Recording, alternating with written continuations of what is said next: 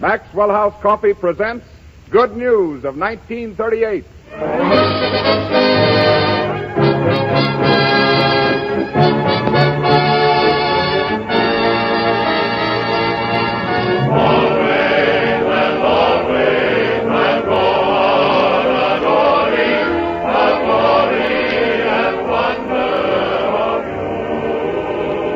The makers of Maxwell House Coffee from the Metro-Goldwyn-Mayer Studios in Hollywood invite you to join our Easter party here on Stage 30, where this afternoon Clark Gable, Myrna Loy, and Spencer Tracy were shooting the final scene for Test Pilot, MGM's thrilling drama of aviation.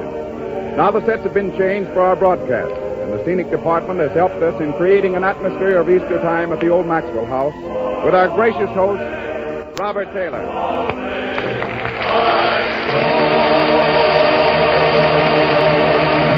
Ted, and good evening, everybody. Well, it kind of looks like the good old Easter Bunny has really brought us a grand basket of entertainment tonight. Such good eggs as Florence Rice, Freddie Bartholomew, Bernard McFadden, Judy Garland, MGM Style King Adrian, Fanny Brice, Hanley Stafford, and that slightly cracked egg Frank Morgan. Not to mention Meredith Wilson and his rhythmic chicks, who right now will cluck out with their special Easter arrangement of It Seems to Be Spring.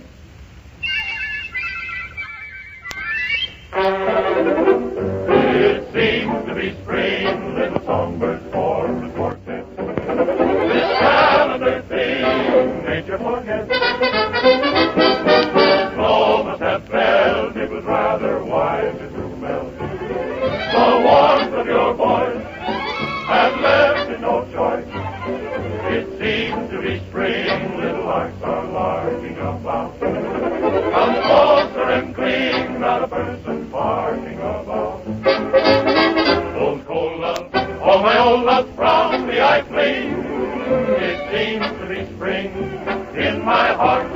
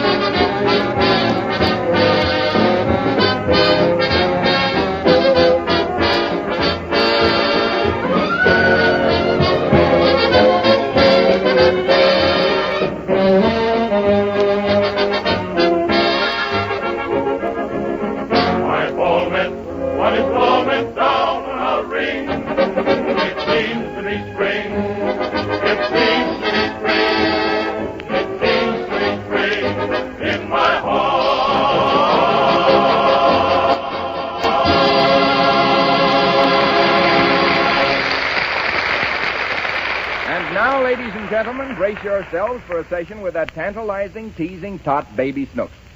She has returned from a visit to her Uncle Louie in New York, and her father, played by Hanley Stafford, is rather upset by a letter he has just received. Enter Fanny Brice as Baby Snooks.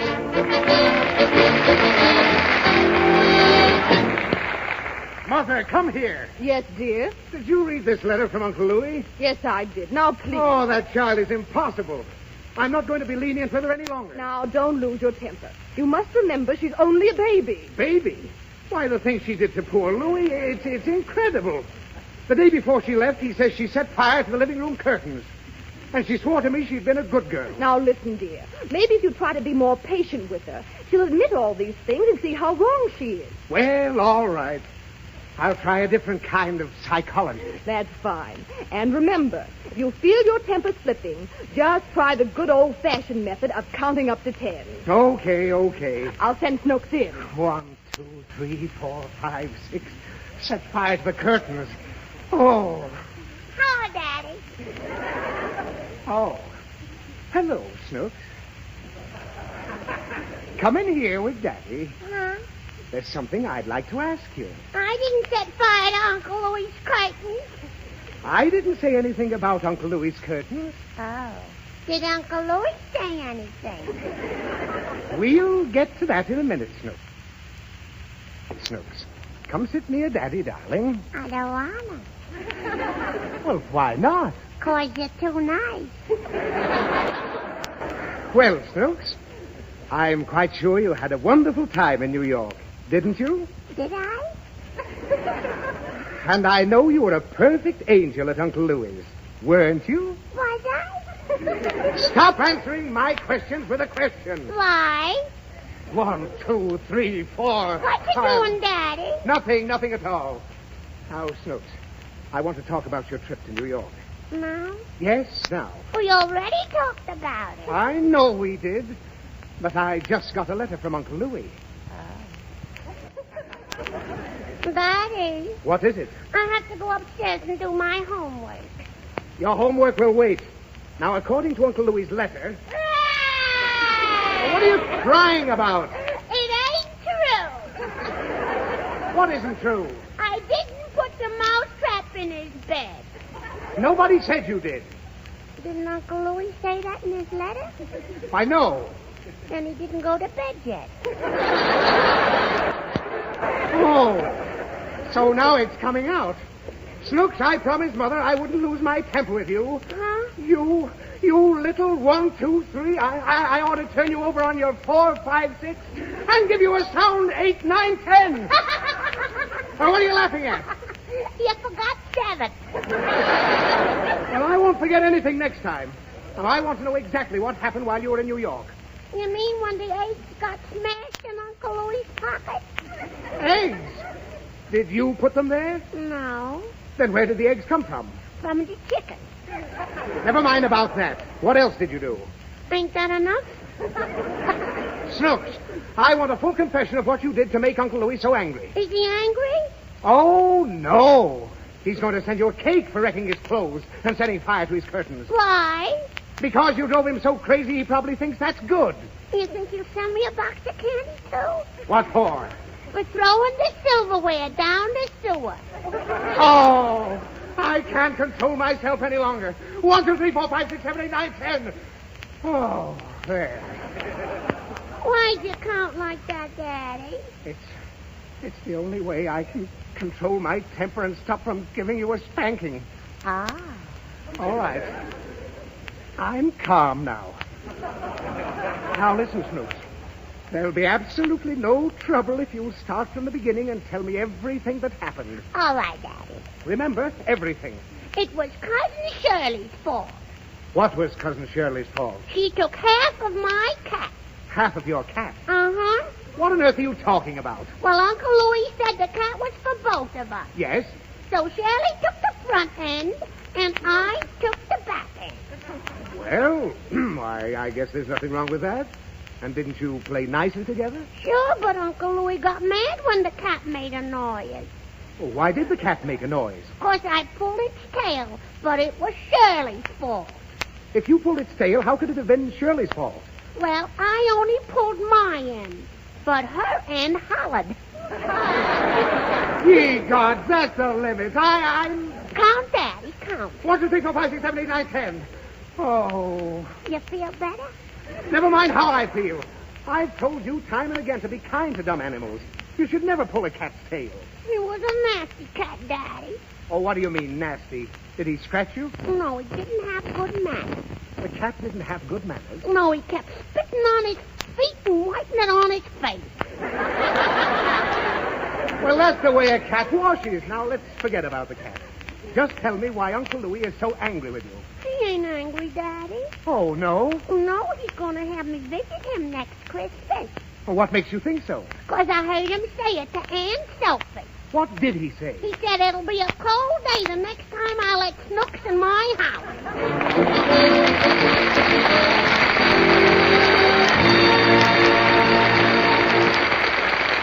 Ladies and gentlemen, now that Judy Garland is back with us, we're in a position to satisfy the enormous demand you people have been making to hear Judy and Baby Snooks do their song from Everybody Sing. So here they are, Judy and Snooks singing Why Because. Yoo-hoo, yah-ho, yoo-hoo, yah-ho, hello. What you doing, Snooks? I've been reading books. Well, put your books away and let's go out and play. Why? Because. Why? Because. I don't wanna. Well, you oughta. Let's play cops and crooks.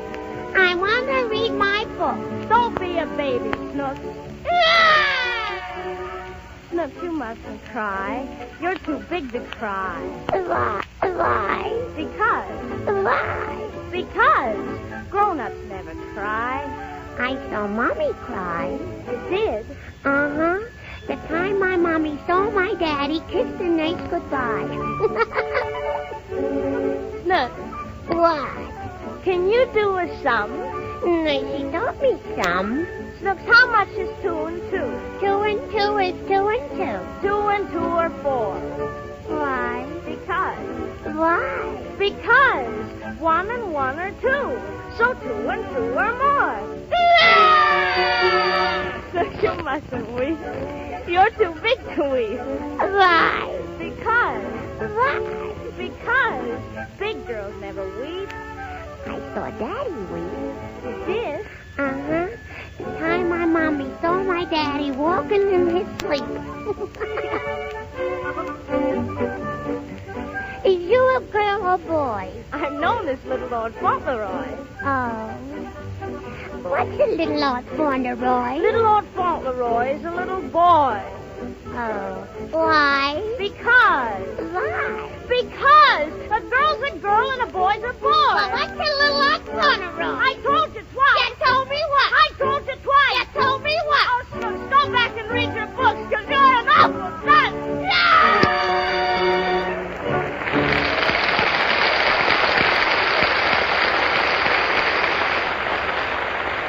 You know, I guess it's true, at least it is in my home, that most men know what they like in coffee. And pretty often they say what they like, too. So tonight I'm going to say just a word or two on this point. It's this. If you haven't tried Maxwell House coffee lately, won't you get a pound tomorrow? Then serve it to your husband for a week. See if something like this doesn't happen in your home. I'm glad you like this Maxwell House coffee, dear. I thought perhaps you might. Perhaps. There's no perhaps about it. This Maxwell House is a real cup of coffee. The kind a man likes.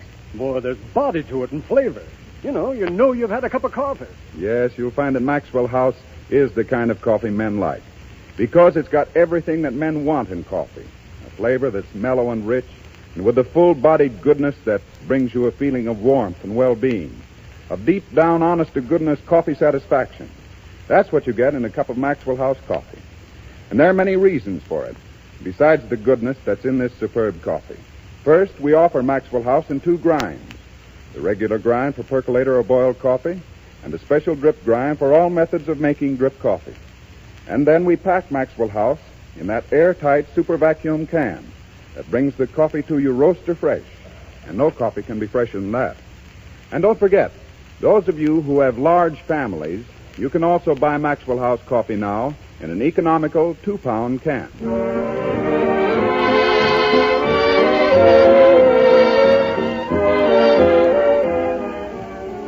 We present now a young man who is one of the most important people behind the scenes on our whole lot. You've seen his name on the screen hundreds of times, as he is the brilliant designer who creates the gowns for the glamorous ladies who star in MGM productions.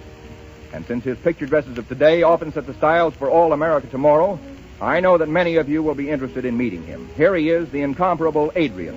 Thank you, Bob. Well, Adrian, now that you put in 6 or 7 months on the costumes for Norma Shearer's new picture, Marie Antoinette, do you think 18th century costumes will become popular all over again? Well, I hardly think so. At least not as long as women drive their own cars. Now, wait a minute. I thought we were talking about dresses. What's the connection between cars and costume? Well, it's very simple, Bob. Imagine a girl in a skirt about 8 feet in diameter with good, solid hoops to hold it up, trying to shift gears in traffic. Yes, I see what you mean. She'd have trouble getting in a phone booth, too, wouldn't she? Absolutely. And if she did manage to get in, she'd very soon get tired of standing up because her dress would probably weigh 40 pounds. 40 pounds? Well, that is a lot of dress, Maestro. Analyze that for us, will you? Oh, 6 layers of heavy materials, a few pounds of brocade, a few square yards of silver ornament, 10 or 20 feet of hoops. It mounts up. Yes, I imagine a dress like that would run into money, too. How about that? Well, I should say that an elaborate evening gown of Marie Antoinette's time would cost from 10 to 15 times as much as an evening dress today. Such a dress could easily cost $2,500. Well, there's something modern husbands can be thankful for. That'd be a nice item on a bill. One dress, $2,500. Yes, but of course all these dresses were designed for a society far different from our own. In Antoinette's time, everyone was either very rich or very poor. Yes, that's true. I imagine Louis XVI could look at a bill like that and never bat an eye. But say, what about those fancy hairdresses I've seen all around the lot? Those beautifully powdered wigs. Aren't they from Antoinette, too? Yes. Well, do you think they have any chance to start a vogue? Well, I really doubt it, Bob. It was hard enough for Marie to start the Vogue 200 years ago. Some of her headdresses were so high, they had to cut the tops out of carriages to make her comfortable. And that would be pretty drafty in a limousine doing 40 miles an hour. Yeah, tell me, Adrian, wasn't it a little tough for Norma Sher to get used to those 40-pound dresses and wigs 3 feet high? Well, it was difficult, Bob. In fact, she told me after her first day of fittings that she didn't think she'd be able to go through with a picture. But here's a funny thing. After a few weeks of working in the 18th century costumes, she told me she felt completely unnatural in modern clothes. Is that so? Well, just shows what the ladies can get used to if they try. It also shows what men can get used to. At least the ladies don't have mechanical windmills and mechanical flying birds on their hats today. Let me have that again, please, will you? Well, in the 18th century, the women weren't satisfied with hairdresses 3 or 4 feet high. They decorated them with complete barnyard scenes with mechanical windmills and tiny mechanical cows and so on. With sound effects? Well, only an occasional scream when a lady's headdress stuck to the top of a doorway. I can imagine. Well, it's nice to know that the insane hats of 1938 are not the farthest north in fashion's history. Well, Bob, I've got to be getting back to work. Oh, Adrian, before you go, I wish you'd do me one favor. Sure, Bob. What is it? Well, the fellows on the program heard you were coming up here tonight, and we got into an argument which one was the best dressed, you know. Would you give us a style rating? Well, now, that's really not quite in my line, Bob. Oh, now, come on. We'll keep it strictly private. Well, all right. I'd say offhand, from a quick glimpse I got, that the best dressed man here is undoubtedly Meredith Wilson. Oh. Of course, you run him. You run him a very close second, Bob. In fact, I'd put you first, except I admire those beaver hats Meredith wears. Beaver hats? He doesn't wear any hats, Adrian. That's his hair. Amazing. Yeah. Well, who would you rank third, Adrian? Hanley Stafford or Ted Pearson or... Just a minute. Who are those 2 men talking over there? Oh, well, that's the janitor and Frank Morgan. Well, I'll give him third. What? You're giving third place to Frank Morgan? No, I meant the janitor. Oh. Well, so long, Bob. See you later. Thanks for coming over, Adrian.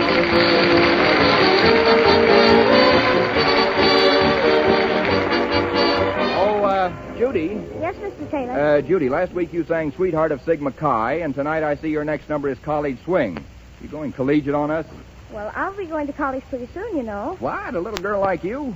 Oh, no, I'm getting on in years, Mr. Taylor. Well, I'll be 15 on my next birthday. Gee, 15. Getting to be a real old lady, huh? Can you still walk without a cane? And now you're just fooling, Mr. Taylor. And this is a real serious problem with me. It's something to think about. Well, Judy, if that's your biggest problem, I hope you never have any bigger ones. And now, how's about College Swing? Okay. All right, Professor W., swing it for Grandma Garland. Hey,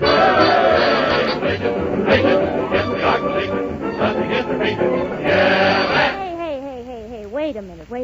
Teacher, I'm a swinging creature. Oh, look at me go when I do the college swing. Teacher, here's my special feature. Yeah, look at me fly, listen to the college swing. I ain't such killer yet, but I'm going to be the teacher's pet, 'cause I'm going to practice till I get college swing. What do you call it? College swing. Hooray! Don't serve jam at Notre Dame or down at the Army Navy game, but it's education just the same. It's college swing. Want to give us all a good example how we ought to do it, how to do the college swing.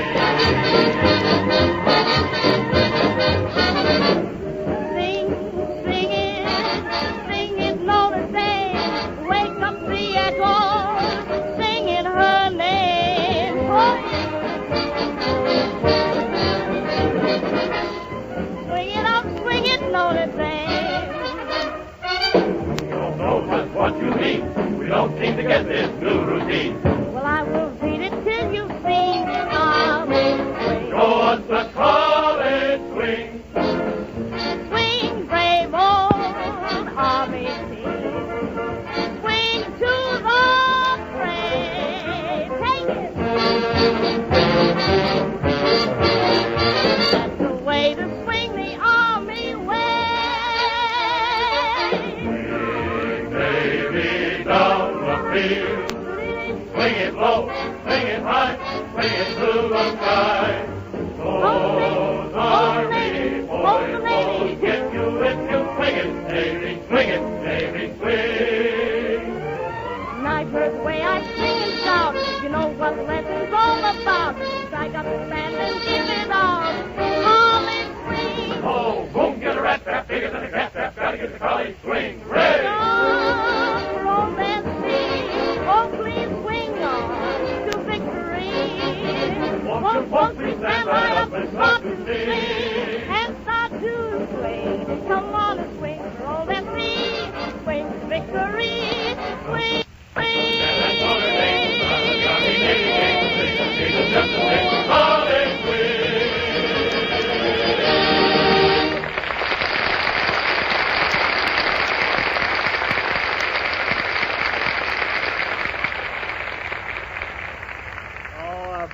Bob, how are you? Well, Frank, you're a little late this evening. Where you been? Well, Bob, I had to send a cable to London on a question of international importance. Yeah, I'll bet it was important. What was it, Frank? Well, the Morning Post of London had asked me for a 10-word description of what I plan to wear in the Easter parade. 10 words. Did you cable them? Oh, sure I did. I said, silk hat, ascot tie, stiff shirt, coat, vest, pants, love, Frank. That sounds like quite a daring costume, Frank. Did you make that up yourself? Of course, Bob. In my day, I've made more style history than any man alive. Wherever well-dressed men gather, at the Savoy in London, at the Waldorf in New York, the YMCA in Brooklyn, Morgan is the model. Tailor's dummy, huh? You are? Well, don't worry about it, Bob.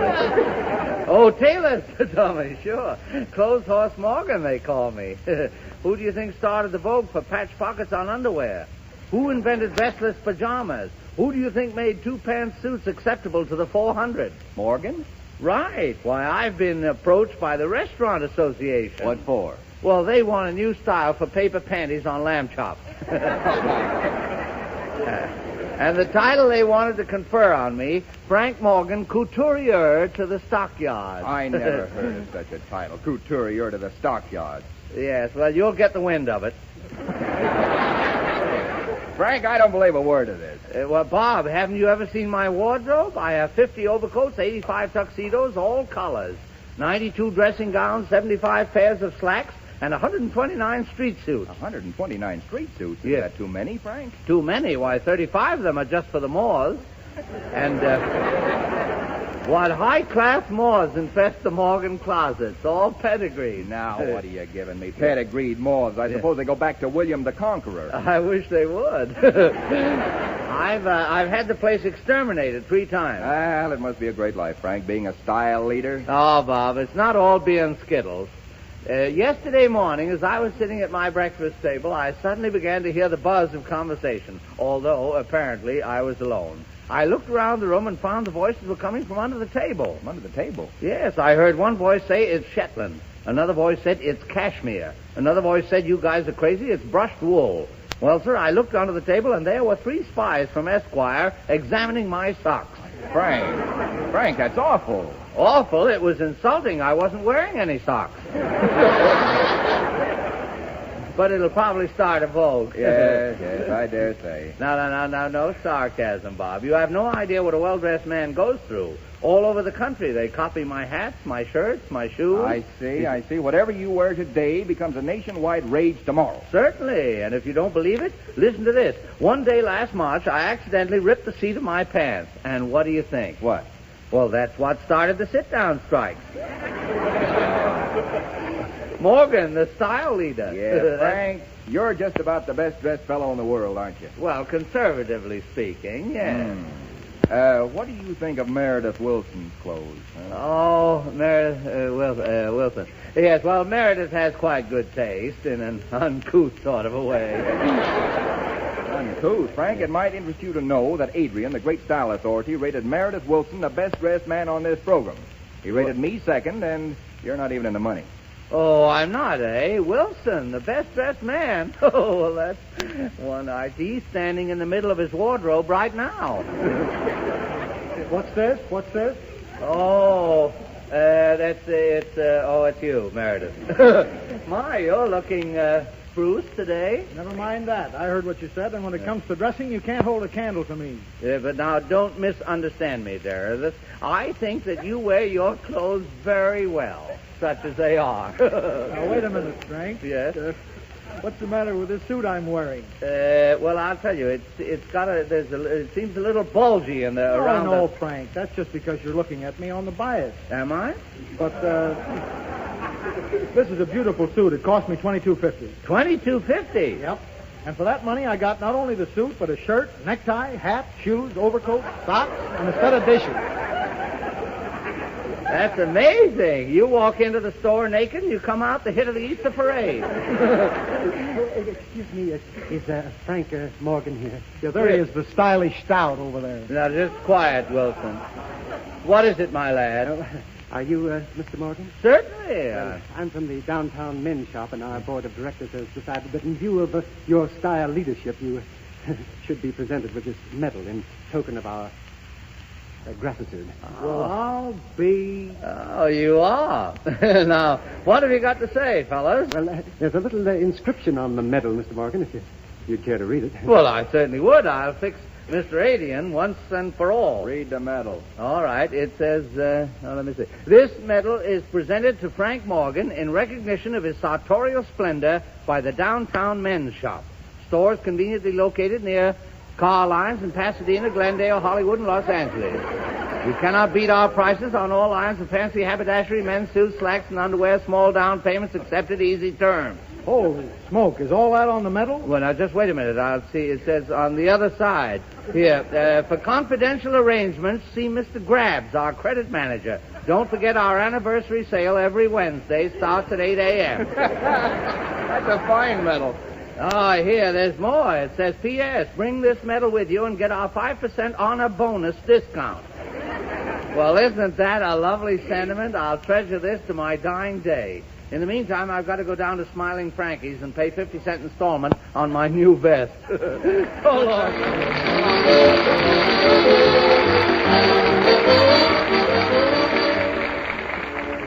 And again, we come to the interlude devoted to that pleasant custom of ours on these Thursday nights, a steaming, fragrant cup of Maxwell House coffee. That's right, Robert. And from letters we're receiving, we know that many homes across the country, folks actually are joining us in this custom. Enjoying a cup of Maxwell House coffee as they sit before their radios, sharing in the fun we're having on Good News. So here we go. Let's pour out the coffee. Meredith, how about pouring out a little of that mellow music that goes so well with the roaster-rich flavor of this coffee? That's good to the last drop.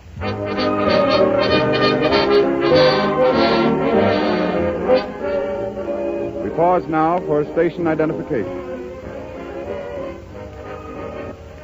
KFI Los Angeles.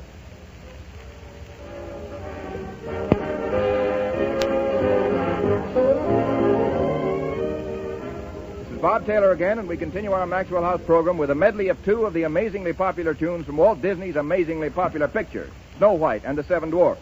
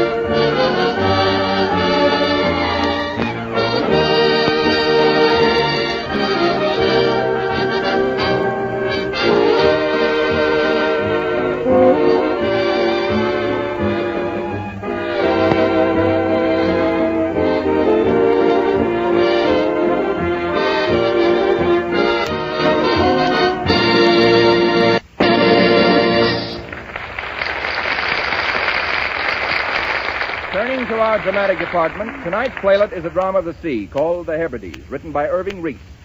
Our cast for The Hebrides includes Hanley Stafford. And as our leading lady, one of MGM's finest younger players, seen most recently in Navy Blue and Gold and with Frank Morgan in Paradise for Three, the gracious and charming Miss Florence Rice.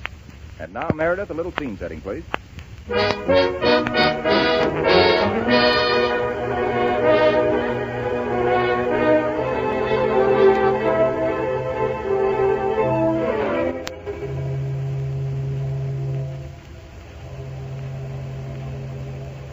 Night on the mid-Pacific. Tilted at a crazy angle, the SS Hebrides rocks gently on the calm moonlit sea.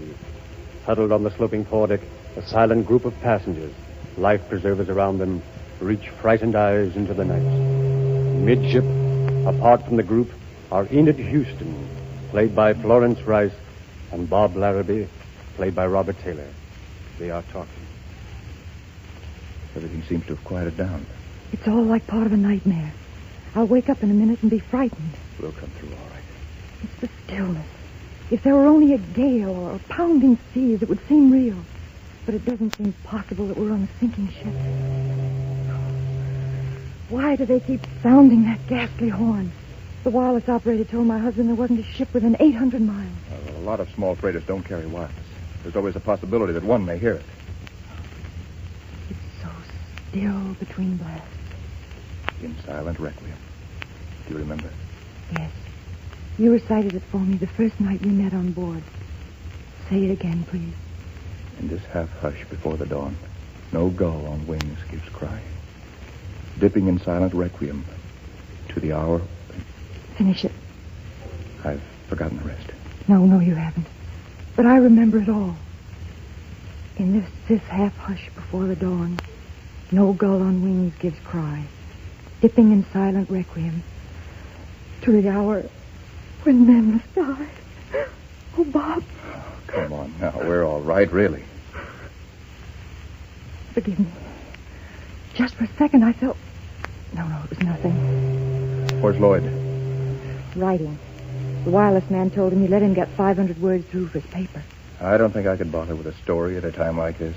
But you see, it's his whole life. He's gotten so used to a world of exaggerated headlines, it just doesn't seem possible that there is a world of reality. He should be here by your side, I suppose. Oh, it doesn't matter. I've had 5 years of training alone. Enid! He's calling you now. Enid! Oh, here you are, darling. Hello, Larrabee. Thanks for watching over the little woman. Duty before devotion, you know. Well, I got it, darling. I got the captain's permission to radio 500 words to the syndicate. Boy, what a yarn. I just finished it. Listen to it, will you? I'm calling it Staring Death in the Face on the Pacific. Here it is. Hello, folks. This is your adventure-hunting globe-girdler Lloyd Houston. Well, I told you this old headline horse would end up in harness someday, and it looks like that day is here. While you calmly read these words at breakfast, your old adventure hunter is staring death smack in the eye on the Pacific. Will that make their eyes pop? Yes, sir, the ship taking your reporter to the Chinese war front may never get there. This is probably my last adventure. For you know, because there's no cable from Davy Jones's locker, I report from there. Is that a line or is that a line? But wait a minute, you haven't heard anything yet. Yes, folks, your globe-girdler ship is listing heavily to port, caused by an accidental shift of cargo. We're sailing through a calm tropical night, but the slightest breeze may capsize us, and the nearest ship is 800 miles away. Well, folks, death may reach your old globe-girdler. Stop it, please. Why? Oh, what's the matter, honey? Don't you like my yarn? No, I like it all right, but, well, perhaps you ought to send it right off. Oh, yeah, right you are. This has got to make the morning edition. Well, so long, Larrabee. Goodbye, honey. See you when it's finished. Watch the little woman, Larrabee, will you? Is it true about the slightest breeze?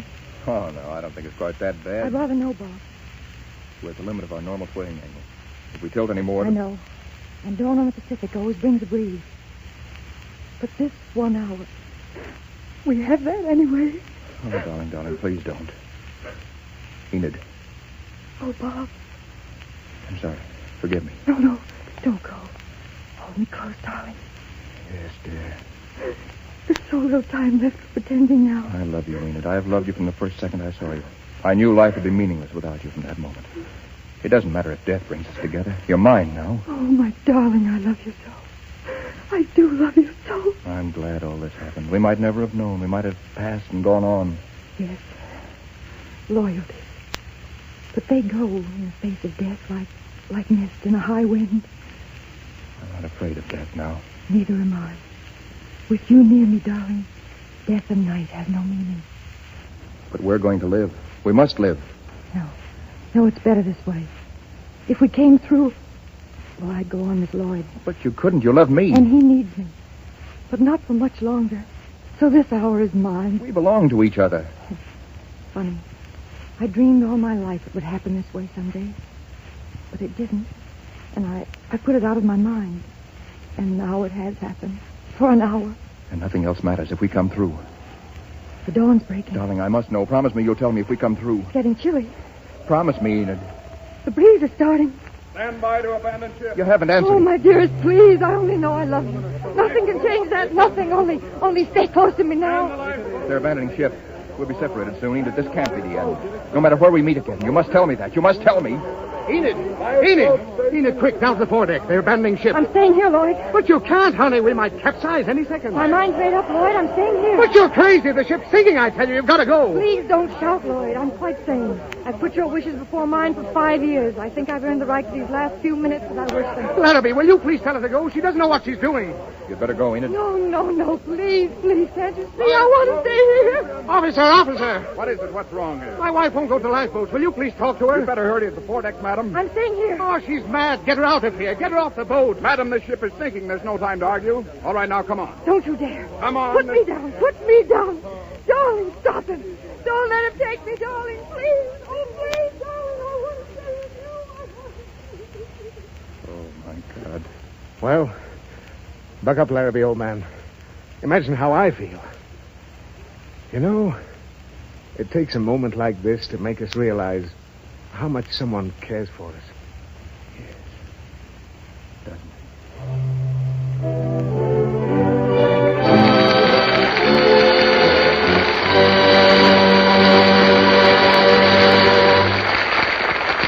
And here's little Judy Garland, a new star, singing an old favorite, Crying for the Carolines. Sing it pretty, Judy.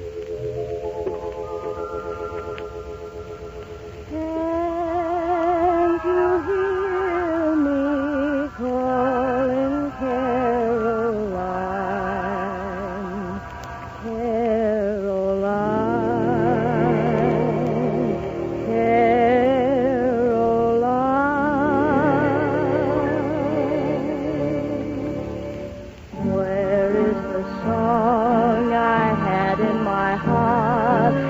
Harmonize with the pines. Anyone can see what's troubling me. I'm crying for the Carolines.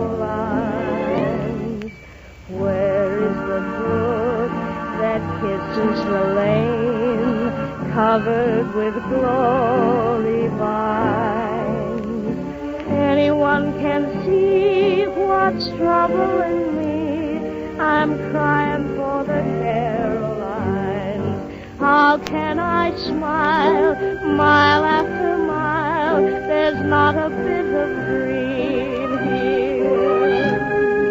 Birdies all stay far, far away. They're seldom ever seen here.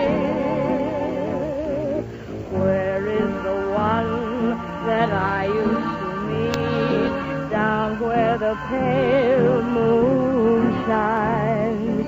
Anyone can see what's troubling me. I'm crying for the Carolines.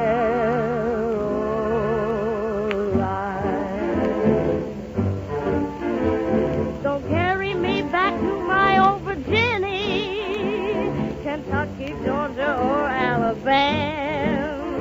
I do not want to be in sunny Tennessee, and I don't want to be here where I am. I don't want to go out west to Montana, and I don't want to go out to Iowa. I don't want to go to Michigan or Kansas. I'm going where I'll stay. For how can I smile mile after mile? There's not a bit of green here. Birdies all say far, far away. They're seldom ever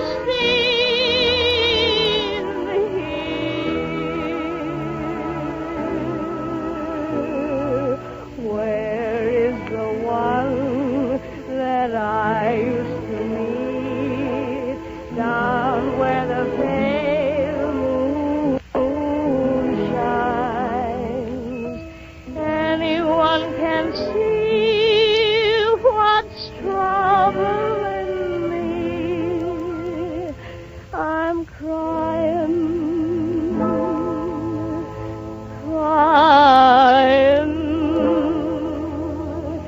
crying for the care of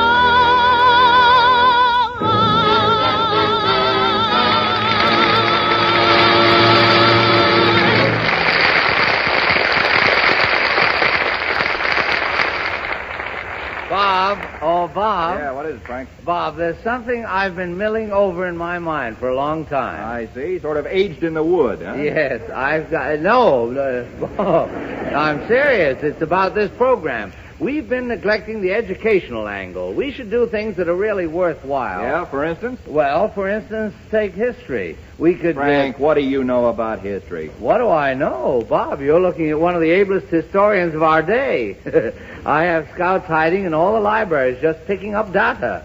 And a few telephone numbers on the side. Your scouts dig up anything good today, Frank? They certainly did, Bob. Now, don't let this get out, but do you know what George Washington's men said to him when they crossed the Delaware? No, what'd they say, Frank? They said, "Sit down, George, you're rocking the boat."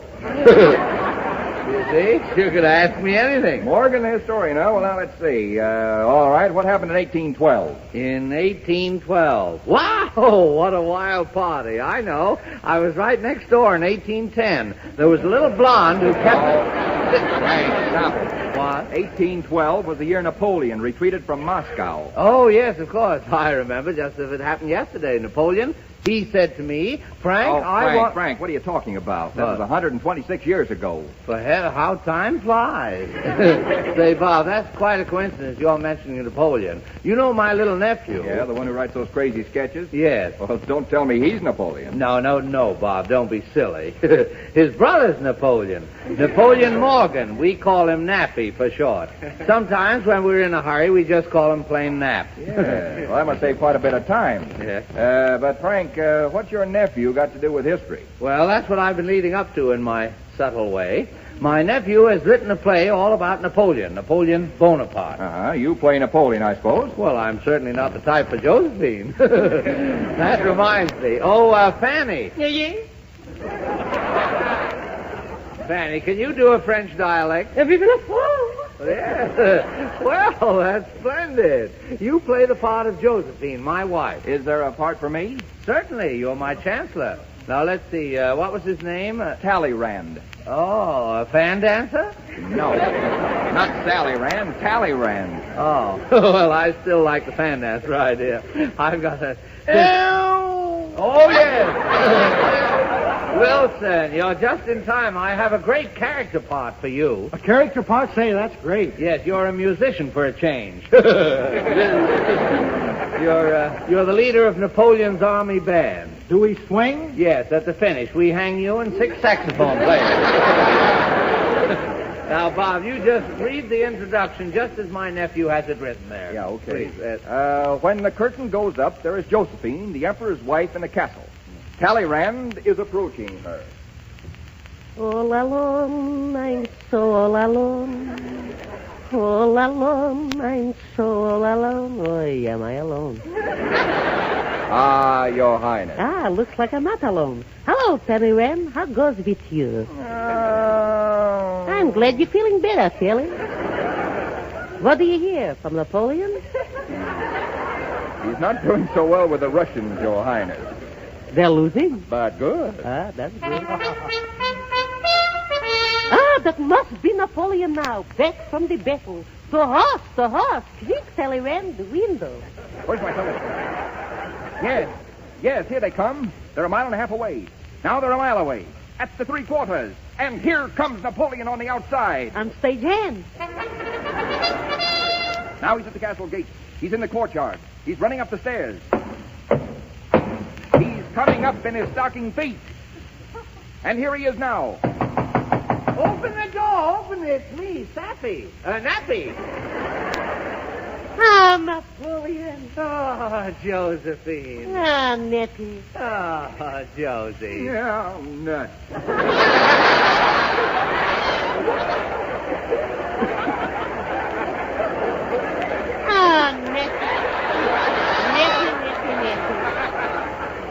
Pappy, what after real? I wasn't expecting you till Monday. And here it is only Saturday, and you're home already, my little petite potato. Yes. Oh, is today Saturday? Yeah, all day. Goody, goody. Tomorrow, funny papers. You certainly are sight for sore articles, ma chérie. Yes. You haven't changed a bit. I see you're still wearing your hat sideways. Yes, military strategy, my dear. The enemy never knows which way I'm going. How did you fare in the battle with the Russians, my civito Rue de la Paix? What a struggle, my toot sweet. Freezing weather and terrific odds against us. But that's where this little corporal's military strategy came to the fore. My Romeo. Romeo, I'm Napoleon, remember? Oh, yeah. Hey, wait a minute. What happened, Nappy? I called my staff of officers to my barracks and lashed out with orders left and right. I sent 100,000 men to flank the left front by way of Schmetna on the Volga. Another 50,000 men to flank the right front by way of Shika on the Schnapp. Then I started my big offense. The infantry, the artillery, the cavalry, the machine gunners, the bean shooters were all brought into action. With my usual stroke of genius, I maneuvered my men into position so that we were completely surrounded by the enemy. Then into the valley of death I rode, leading my gay little band of 600 Cossacks. And as we attacked, we sang, "Oh la la, Gislavsky, oh la la, Gislavsky, oh la la." Wait a minute now, Frank. You were leading the 600 Cossacks? Well, yes, in a way, they were chasing me. But there again, I outsmarted them. I escaped by disguising myself with a clean shirt and a beard. Then I swam the English Channel, and here I am. You mean you lost 150,000 men? Well, I didn't exactly lose them. We were in Siberia, and I just left them there in cold storage. Vive la France! Vive la France! Vive la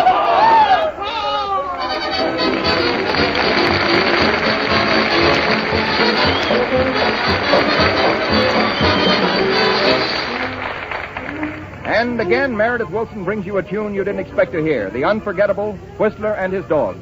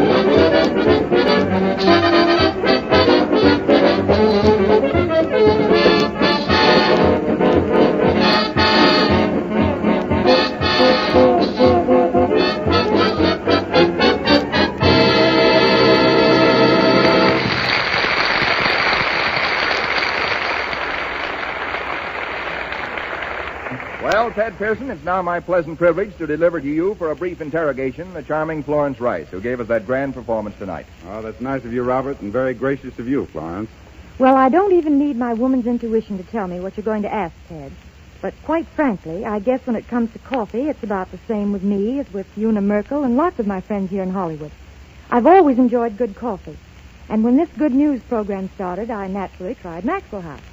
I liked it a lot, and again, naturally, Yes? I began to use Maxwell House coffee in my home. I do quite a lot of entertaining, Ted, and I've noticed something. I wonder if you have, too.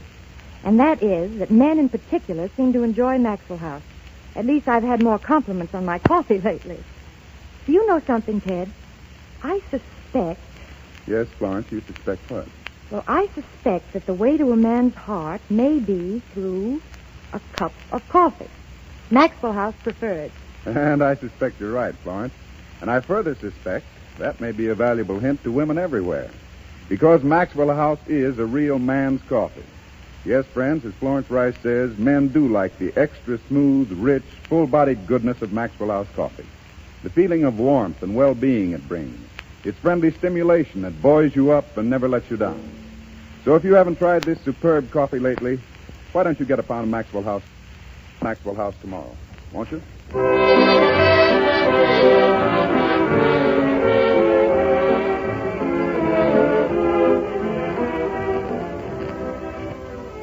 We join Meredith Wilson in the concert hall, where the lights have been dimmed to a prism of soft pastel shades and shadows to accentuate the mood for the rendition of Fritz Kreisler's immortal classic, the most beloved melody ever written for the violin, Caprice Viennois.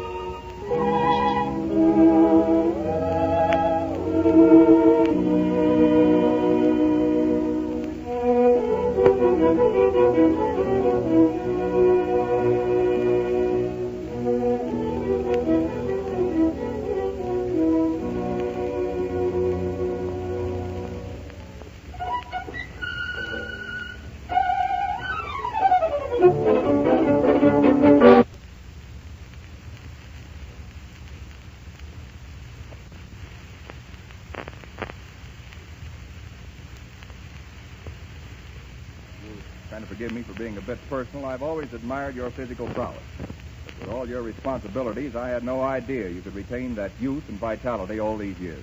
Thank you again. May I say that you're a pretty good specimen yourself, Bob. Thank you. Yourself, Bob. Thank you. And now, Mr. McFadden, here is Freddie Bartholomew.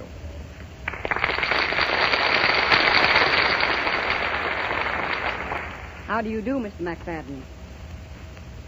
How do you do, Freddie? It is indeed a real pleasure meeting you. Well, thank you, sir. It's a real pleasure meeting you. Mr. McFadden has come here tonight especially to talk to you, Freddie. Yes, Freddie, for 17 years, since 1920, the readers of Photoplay magazine have selected what they believe to be the best motion picture of the year. In our latest poll, you was one of the stars in the winning picture, selected by millions of Photoplay readers. And so, Freddie, I want to present to you this year's Photoplay medal for Captain Courage, the outstanding picture of 1937.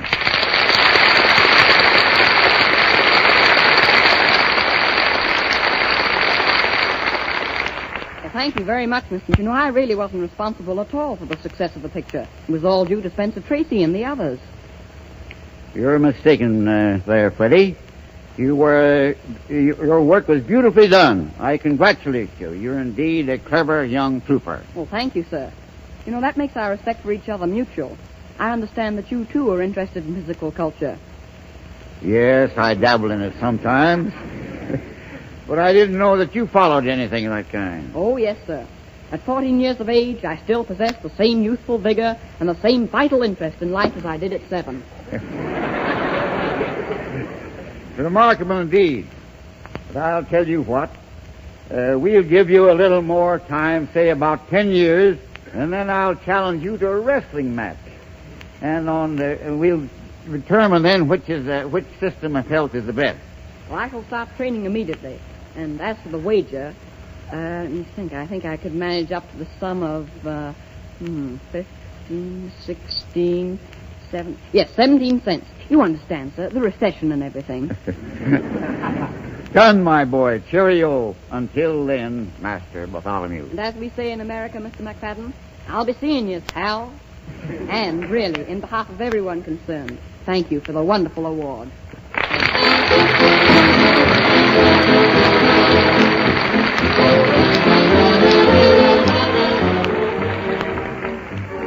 Next week, we're going to have another great show, ladies and gentlemen, that I'm sure you won't want to miss. All your regular favorites will be here. Excuse me, Bob. Yes. Here's a message just came for you. Oh, thanks, Ed. Say, listen to this. In addition to our regular cast, next week we're going to do a preview of Test Pilot with Clark Gable, Myrna Loy, and Lionel Barrymore. What a show that's going to be. Fanny Brice and Hanley Stafford, Frank Morgan, Judy Garland, Meredith Wilson, plus these stars of Test Pilot. Be sure you don't miss it. Your ticket of admission is just your loyalty to Maxwell House Coffee. So enjoy yourself with us next Thursday, and in the meantime, go to the movies and take the family with you. This is Bob Taylor saying good night.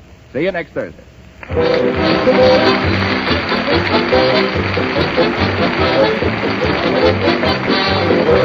Heard on tonight's program, the College Swing from the picture of the same name. Ted Pearson saying good night and good luck for the makers of Maxwell House. The coffee that's always good to the last drop.